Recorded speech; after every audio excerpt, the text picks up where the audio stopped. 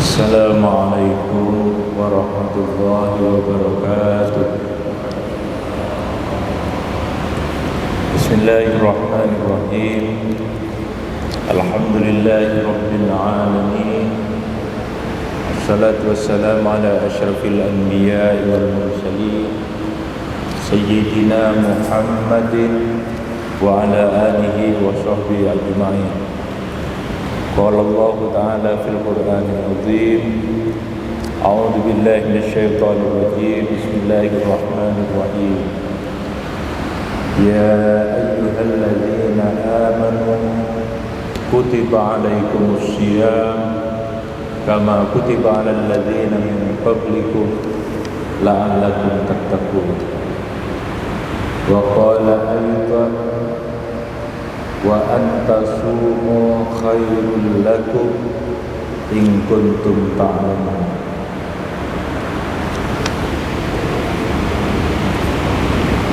Alhamdulillah, pagi ini kita bisa melaksanakan salat berjamaah subuh, dilanjutkan dengan kuliah subuh. Mudah-mudahan ibadah kita diterima oleh Allah Subhanahu wa Ta'ala dan kita senantiasa berada dalam lindungan Allah Subhanahu wa Ta'ala. Para jemaah rahimakumullah, saat ini kita berada dalam hari yang ke-25 kita melaksanakan ibadah puasa Ramadan. Baik sekali jika kita melakukan muhasabah, jika kita melakukan refleksi tentang diri kita, tentang sapaan-sapaan Allah, perintah-perintah Allah yang diberikan kepada kita untuk mengukur posisi kita ada di mana dalam pelaksanaan perintah Allah Subhanahu wa Ta'ala. Yang pertama yang ingin kami sampaikan, Allah memposisikan kita ini sebagai orang-orang yang istimewa.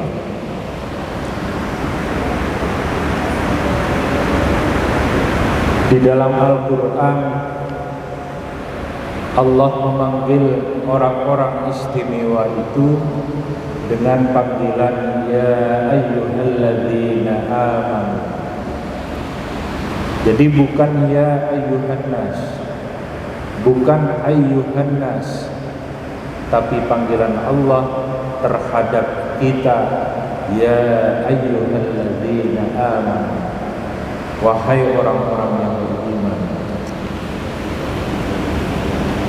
Kita melaksanakan ibadah puasa Ramadan karena dalam diri kita itu ada keimanan kepada Allah Subhanahu wa Ta'ala. Kita percaya bahwa Allah itu Maha Esa. Kita percaya bahwa Allah itu Maha Kuasa. Kita percaya bahwa Allah yang mengatur segalanya dan segala kehidupan kita. Karena kita beriman kepada Allah, maka kita dipanggil dengan panggilan ya ayyuhalladzina amanu, wahai orang-orang yang beriman. Termasuk perintah pelaksanaan ibadah puasa, panggilannya bukan ya ayyuhan nas, tapi panggilannya adalah ya ayyuhalladzina amanu. Kalau kita ada iman dalam diri ini, besar maupun kecil, tebal maupun tipis iman kita, insya Allah akan merespon. Karena yang memanggil kita adalah Allah Subhanahu wa Ta'ala. Jangankan Allah, kalau yang memanggil kita teman kita, sahabat kita, yang memanggil kita atasan kita, insya Allah kita akan merespon, menjawab panggilan teman kita, panggilan sahabat kita, panggilan atasan kita. Tapi ini yang manggil langsung Allah Subhanahu wa Ta'ala. Ya ayyuhalladzina amanu, wahai orang-orang yang beriman.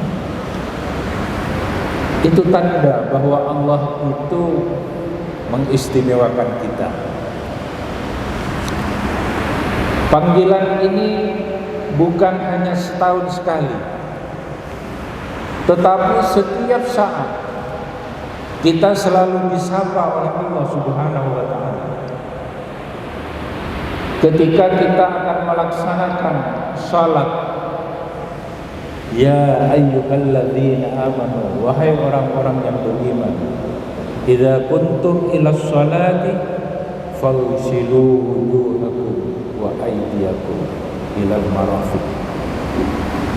Ketika kita akan dahar, ya ayyuhalladzina amanu kulu min thayyibati ma razaqnakum.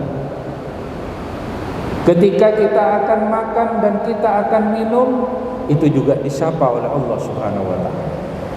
Panggilannya sama, sapaannya sama. Ya ayyuhalladzina amanu kulu washrabu wa la tusrifu. Makanlah dan minumlah, tapi jangan berlebih-lebihan.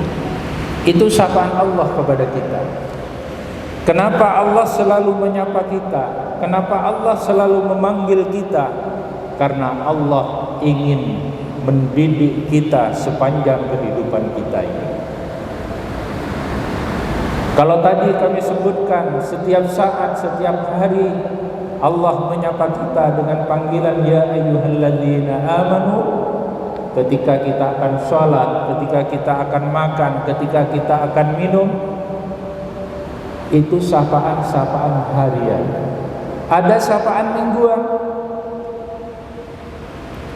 sama sapaannya ya ayyuhalladzina amanu idza nudiya lis-sholati min yaumil jum'ati fas'au ila dzikrillahi wa dzarul bai'.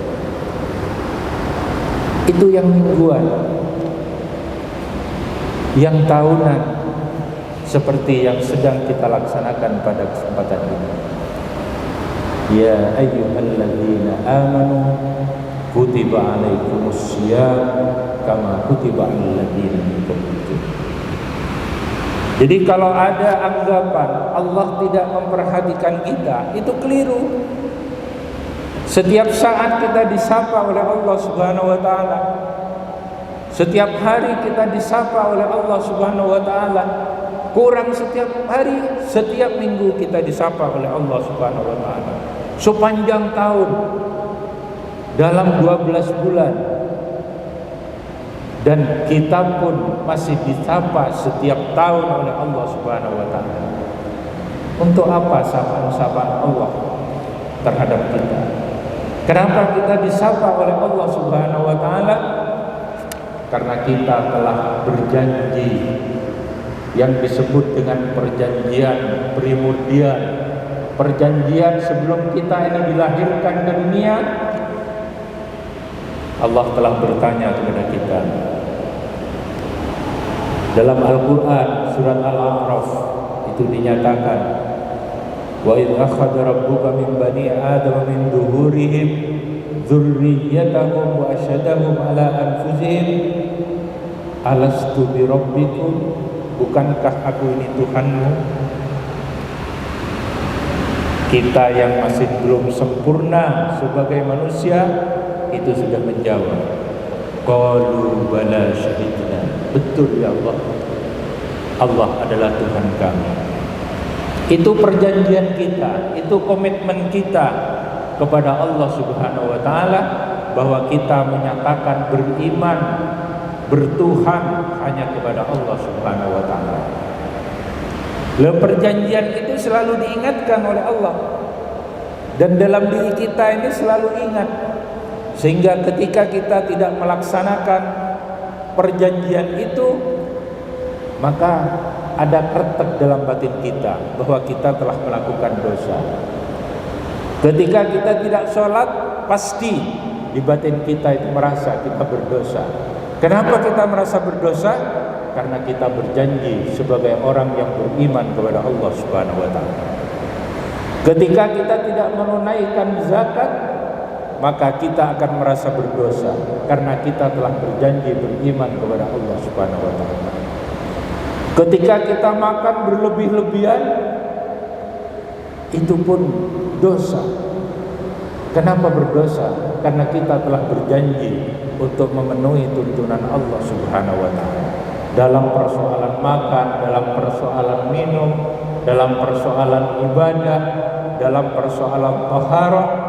Itu semuanya disapa oleh Allah Subhanahu wa taala, karena Allah akan menjadikan kita orang-orang yang baik, dan dengan syariat ibadah puasa ini kita akan dijadikan sebagai orang-orang yang bertakwa kepada Allah Subhanahu wa taala.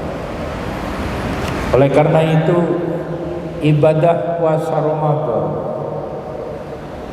itu ibarat kita ini berada dalam base camp, berada dalam iklim khusus di mana kita sedang di training. Siapa yang mentraining kita? Siapa yang akan mendidik kita? Allah Subhanahu wa taala. Kita di siang hari meskipun ada makanan dan minuman yang halal, andaikan kita tidak berpuasa, pasti disantap makanan dan minuman itu, karena itu halal. Tetapi karena kita melaksanakan ibadah puasa, meskipun makanan dan minuman itu halal, tidak kita santap, karena belum waktunya kita berbuka. Dan ketika kita berpuasa, kita dilarang oleh Allah Subhanahu wa taala untuk menyantap makanan meskipun halal atau tidak. Jadi kita dididik ini selama ibadah puasa ini, dan kita menjalaninya dengan penuh keimanan. Kita menjalaninya dengan penuh keikhlasan, istiqomah selama 1 bulan ini. Kalau kita melaksanakan ibadah puasa imanan wa ihtisaban, dilaksanakan secara istiqomah selama 1 bulan, itulah sebenarnya yang diharapkan dengan firman Allah dalam surat Al-Baqarah ayat 185.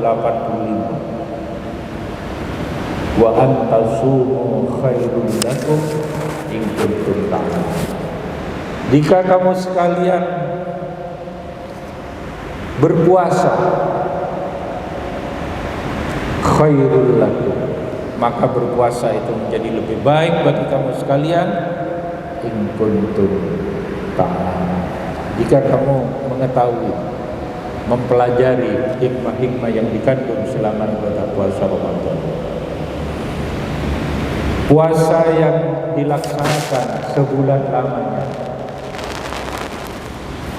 Allah punya tujuan, karena posisi kita yang istimewa ini insya Allah akan diangkat derajatnya oleh Allah Subhanahu wa taala ke derajat yang lebih tinggi.